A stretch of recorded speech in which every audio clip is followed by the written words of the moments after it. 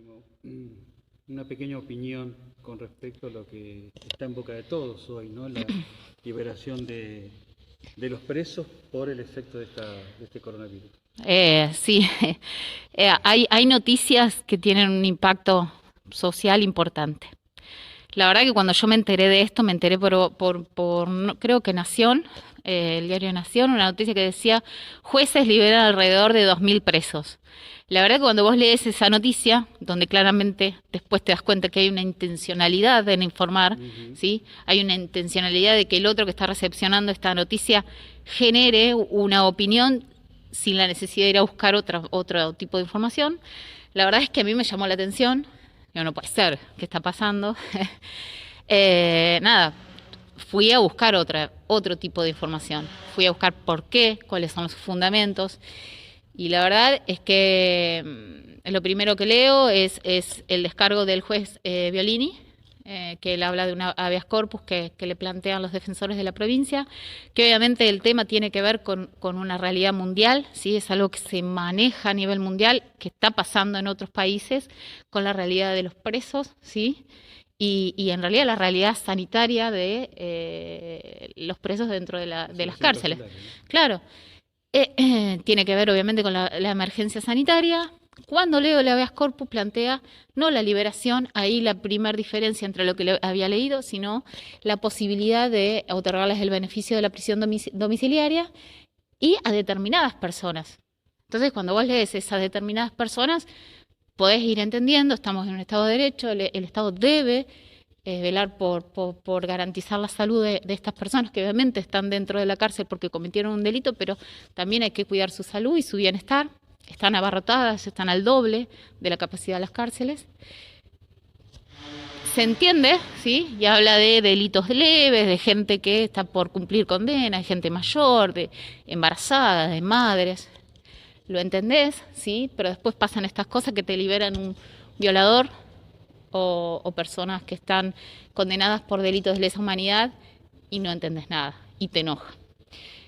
Entonces, la verdad que mi opinión es encontrada. Entiendo los fundamentos de este habeas corpus, pero no entiendo por qué liberan gente así que son peligrosas. Y también me cuestiono si al momento de liberar a esta gente pensaron en el lugar a donde los van a mandar. De liberar, no, de otorgarles el beneficio de la prisión domiciliaria. Si la casa donde van a ir está en condiciones, si hay gente que los pueda controlar o de qué manera.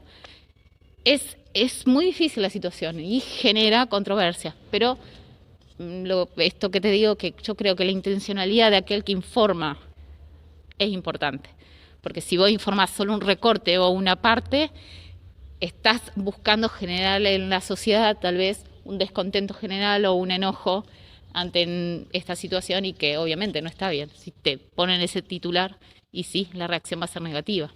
Muy bien. Maru, muchísimas gracias. De nada. Yo, por último, una pequeña opinión de lo que está sucediendo, ¿no? Que es la liberación de presos para descongestionar las cárceles.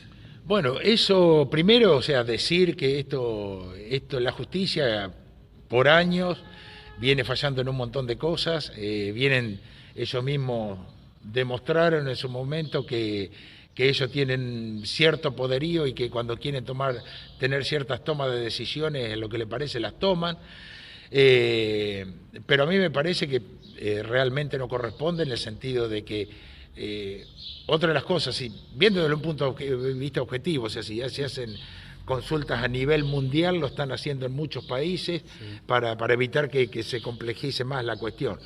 Pero yo creo que en sí, si se tienen que tomar medidas, se tienen que tomar medidas dentro del ámbito penal. O sea, no conozco de leyes y no conozco cómo se aplican bien las leyes puntualmente, menos en este caso. O sea, estás tratando de sacar decisiones en estas situaciones, pero mi humilde opinión es que el preso está adentro, pero que el preso tiene que estar adentro y que por ahí las acciones se tienen que realizar dentro del ámbito penal. Entonces, separado dentro del ámbito penal, si por ahí quienes han criticado estas acciones, estaban criticando acciones de otro país donde tienen encerrado a los maras y que los castigaron y los sentaron, como es, a todos juntos, los metieron en un lugar y decían cómo los iban a mezclar y bueno, hay o sea, todos tenemos opiniones ambiguas, o sea, pero una opinión terminante es que uno lo que quiere es que quien tiene que cumplir una condena dentro del penal, que la cumpla. Entonces, bueno, pero esto compete a la justicia, Fernando, yo te estoy dando una opinión de alguien que por ahí escucha algo y puede opinar de algo, pero esto es algo que es competencia de la justicia y que por supuesto que en cualquier caso se van a tener que hacer cargo de las acciones que están tomando, porque es quien se tiene que realmente hacer caso. O sea, vos fíjate que durante este gobierno anterior, o sea, siempre la justicia actuó por su parte y tomó determinaciones por su parte. Bueno, acá está tomando determinaciones también por su parte. Después tendrán que hacerse cargo de las consecuencias. Muy bien. Gillo, muchísimas gracias. Muchísimas gracias a vos, Fernando. Franco, está en boca de todos en un par de días la liberación de presos por el posible contagio de coronavirus en las cárceles. ¿Qué breve opinión te merece a vos? Mirá, justo ayer estuvimos charlando con el bloque este tema. Es un tema sinceramente muy complejo que requiere algunos aspectos técnicos.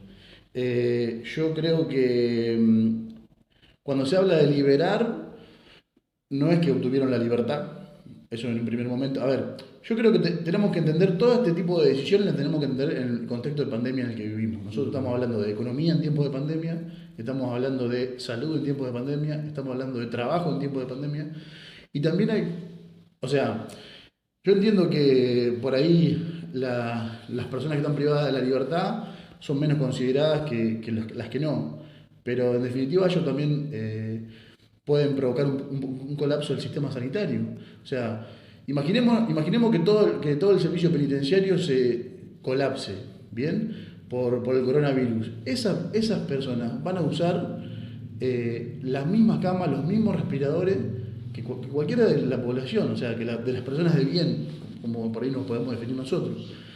Entonces, es una decisión compleja. Yo entiendo que, con esto no quiero justificar a la delincuencia, ni mucho menos, al contrario, repudiarla siempre, sino que tenemos que ver que son decisiones que se toman a la luz de una pandemia, de una emergencia, con cárceles superpobladas, y obviamente sí que realmente no conozco mucho los expedientes puntuales de cada uno, pero la prisión domiciliaria es lo que se le está otorgando a esas personas que de alguna forma son beneficiadas en esta situación.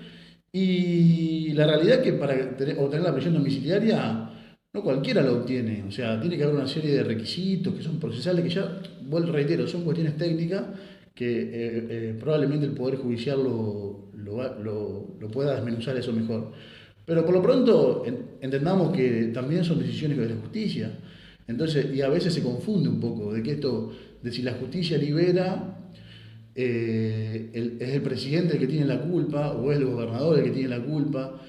Digo, eventualmente puede haber complicidad entre la justicia y el poder político, que no digo que no la haya, digo, tampoco estoy siendo tan utópico, pero en esas situaciones donde la política se mezcla con la justicia es donde nosotros como militantes políticos tenemos que denunciar. Por ejemplo, el caso Vudú es un claro ejemplo de privilegio.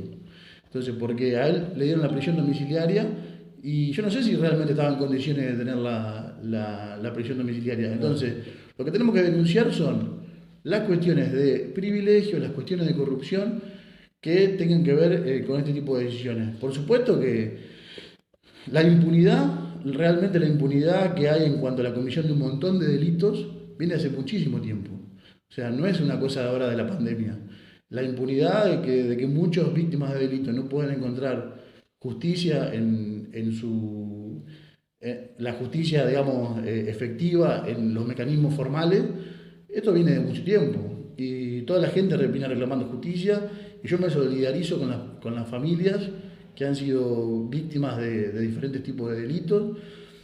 Hoy también se está trabajando mucho con el tema de la violencia de género, que parece que las estadísticas también crecen por esto del contexto de encierro en el que vivimos, el contexto Entonces inclusive estuve participando de charlas donde se habla mucho de la violencia de género y el COVID. Digo, hay que prestar mucha atención, pero yo creo que como para cerrar, yo creo que en definitiva todas las medidas que el Estado toma, la recta final, o sea, en el final del camino vemos que todo termina en el compromiso de la gente. Entonces yo veo que cada uno tiene que ser muy responsable de toda... Porque, a ver, yo creo, como por ejemplo, yo lo ponía siempre en el ejemplo del horario de acá, el horario de atención comercial. Yo creo que vos, no sé si existe la oferta de horario ideal, porque a la gente, unos trabajan hasta tarde, digo, ahora, lo importante es el compromiso de la gente, o sea, yo creo que, y la organización de la gente, yo creo que en eso es fundamental, o sea, la propuesta municipal o gubernamental puede ser discutible, todo es discutible y revisable, pero me parece que el compromiso de la gente en este tiempo es fundamental, Fernando.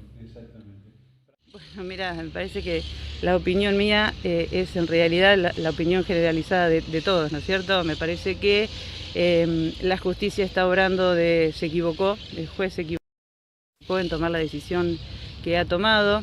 Es decir, acá tenemos tres poderes que son el ejecutivo, el legislativo y el judicial, obviamente, ¿no? Y nosotros no debemos intervenir en ninguna de las decisiones que se tomen, pero sí expresar nuestro repudio, ¿sí? Porque la verdad que es algo que es sumamente vergonzoso que larguen a la calle semejante cantidad de presos que por algún motivo están detenidos. Algunos ya tenían condena firme, otros estaban por determinar su condena y hoy están en la calle. Si bien están ejerciendo una prisión domiciliaria, que no es lo mismo que estar en la calle, pero esa prisión domiciliaria implica que tiene que haber efectivos policiales que los tienen que estar cuidando o acompañando encima, y que esos efectivos policiales podrían estar trabajando en otra parte que son mucho más útiles, ¿no es cierto? Me parece que hay un terrible, pero a ver, me parece que encima esta emergencia sanitaria, esta pandemia, se le ha dado lugar a muchas cuestiones o muchas atribuciones que se han tomado algunos departamentos. Sabemos que el Poder Judicial viene funcionando mal desde hace años, Fernando. Esto no es de ahora, hace más de 40 años que el Departamento Judicial el Poder Judicial, mejor dicho, no está funcionando como corresponde. Entonces esto no nos debería extrañar, ¿no es cierto? Sabemos que están largando presos que no deberían largarse, y en este momento hay como una crisis de encuentro o de choque entre la sociedad misma por las malas decisiones que se están tomando desde el Poder Judicial. Es vergonzoso, repudio y repudiamos, y de hecho lo vamos a hacer de manifiesto en algún momento, esta decisión que ha tomado el juez, primeramente porque algunos de los presos que se le ha otorgado el beneficio de la prisión domiciliaria quizás vuelven a sus mismos hogares donde han provocado el daño o han provocado el delito.